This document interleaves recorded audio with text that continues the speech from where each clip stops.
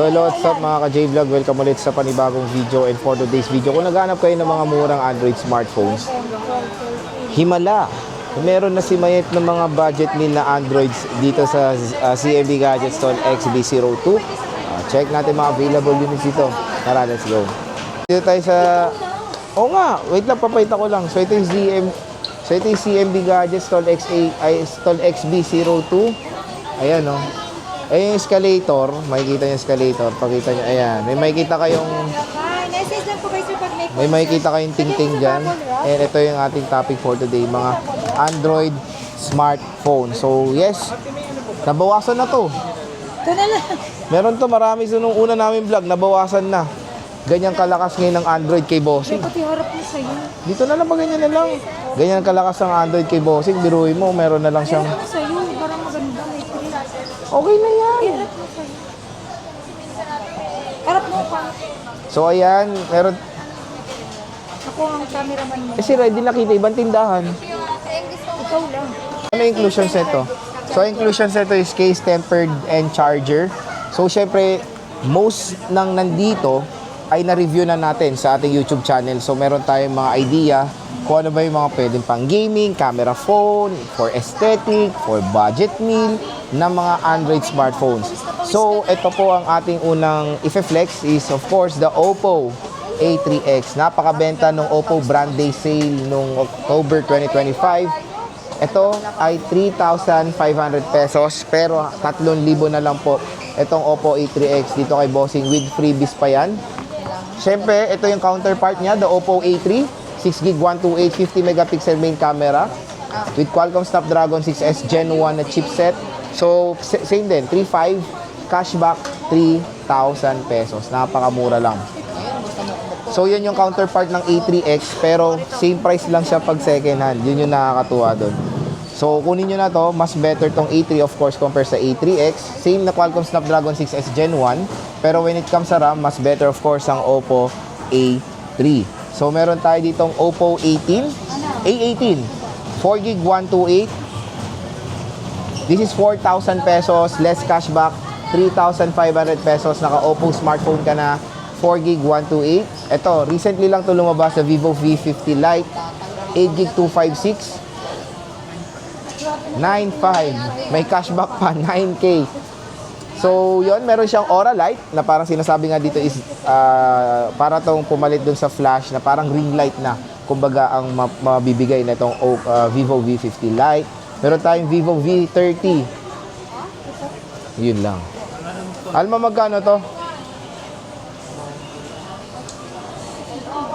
LOY. Tapos, ilang gig to?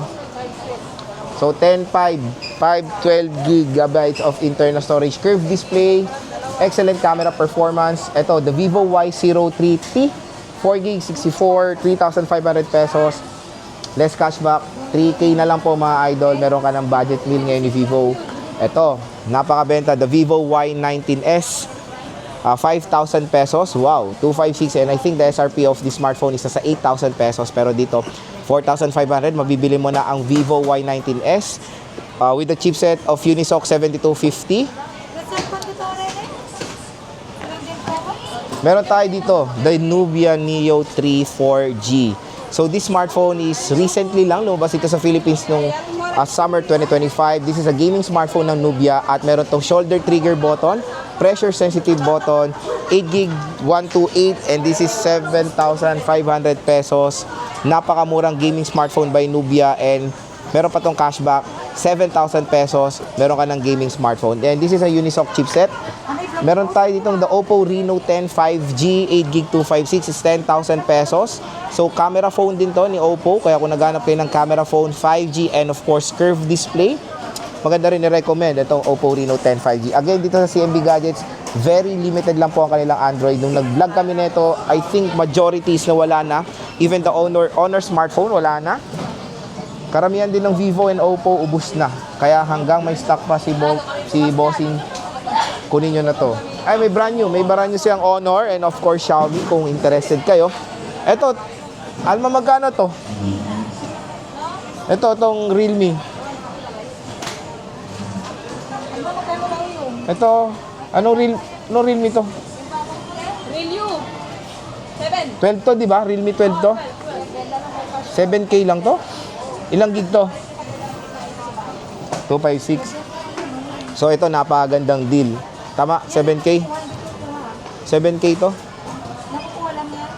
Nakukuha. Ito lang kuha. Ito. 7K lang to? May cashback pa? Ay, grabe. 6.5 Realme 12, mga idol. 256 gigabytes of internal storage. Napakagandang deal. Or, eto, kaka-review lang natin ito. The Realme C75, 5,500 pesos for the 8 gig, 256 gigabytes of internal storage. 5K last price. Walang price na naman. Okay. Realme 14 5G, 12,500 pesos. And this is recently lang to lumabas sa Philippines.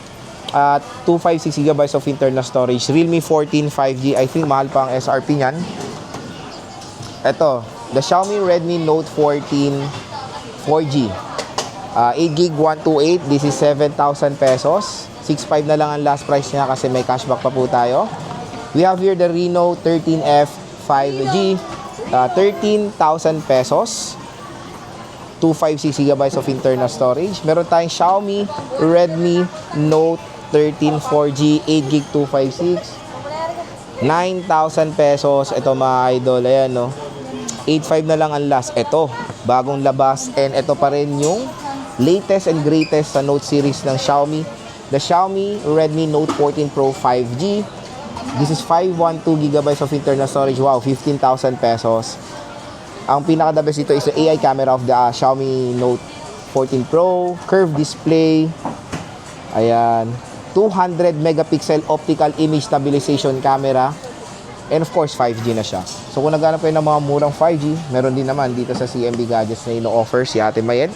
And ayun mga ka-J-Vlog, kung interested kayo dito sa mga units na to, nung vlog namin to nung last week, marami pa to. Very limited na lang, kaya bumisita na kayo dito kay Ate Mayed sa stall XB02. Second floor, San Juan City. And of course, meron itong mga freebies like case, tempered glass, and charger.